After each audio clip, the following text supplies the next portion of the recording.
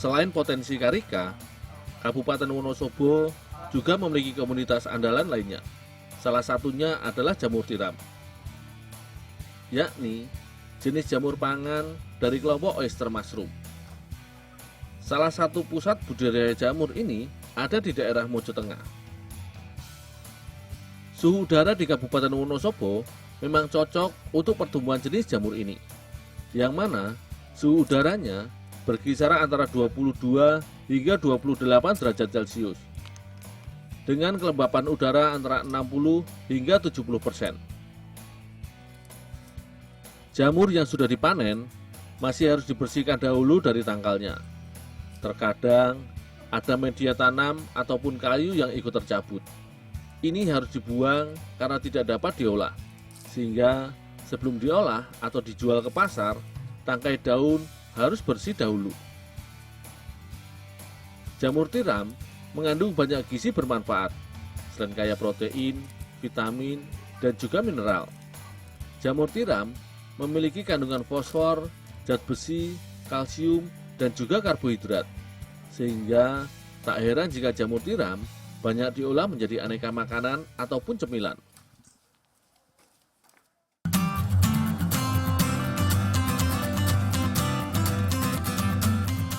Di pengolahan jamur, bahan baku masih harus disortir lagi, baik dari ukuran maupun kualitasnya. Yang pasti, semua jamur yang besar harus disuar-suir. Ini diberlakukan pada bagian payungnya jamur ataupun bagian tangkainya. Terkadang bagian tangkai jamur masih terdapat batang yang keras. Ini juga harus dibuang atau dipisahkan.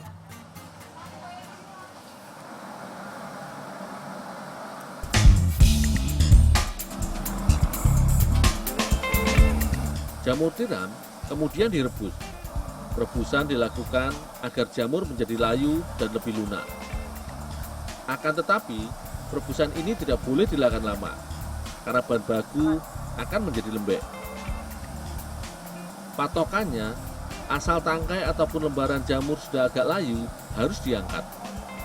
Biasanya ditandai dengan munculnya warna coklat.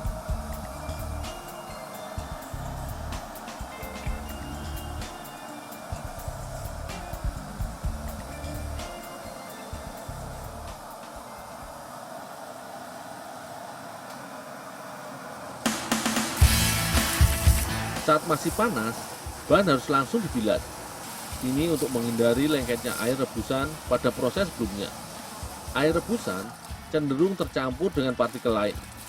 Jika dicuci saat masih panas, akan mudah larut seiring pergantian air. Untuk memaksimalkannya, kita harus mengaduk-aduk bahan beberapa kali hingga bersih.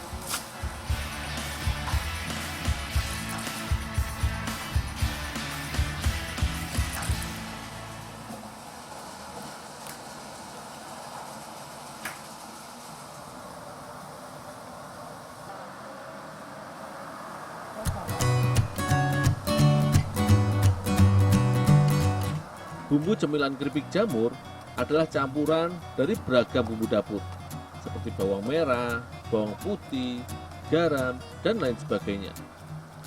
Bumbu dicampurkan pada bahan baku saat masih basah. Ini memudahkan proses pencampuran bumbu pada bahan.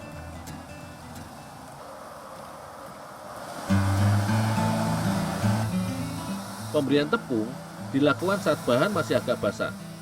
Ini sengaja agar tepung mudah menempel pada bahan baku olahan.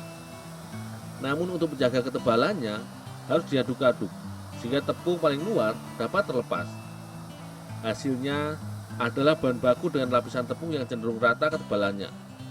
Untuk menghindari ketebalan tepung pada bahan, dapat dilakukan juga pengayaan.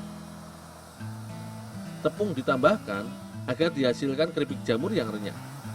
Tanpa penambahan tepung ini, jamur akan lembek meski digoreng dalam waktu yang lama.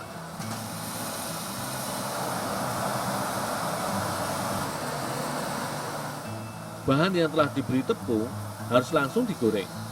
Minyak harus pada kondisi yang sangat panas, sehingga ketika bahan dimasukkan ke dalam minyak akan langsung matang.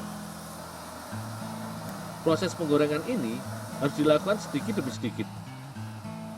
Jika terlalu banyak, Bahan akan membuat keripik jamur ini saling menempel dan cenderung tidak matang bersamaan.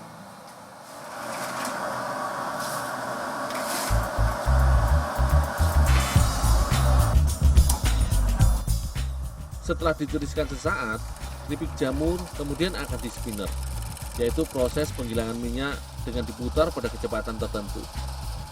Proses spinner ini akan memisahkan minyak dari keripik jamurnya secara maksimal. Hasilnya, keripik jamur seperti tidak digoreng dengan minyak, saking kesatnya, dan dapat disimpan dalam jangka waktu yang sangat lama.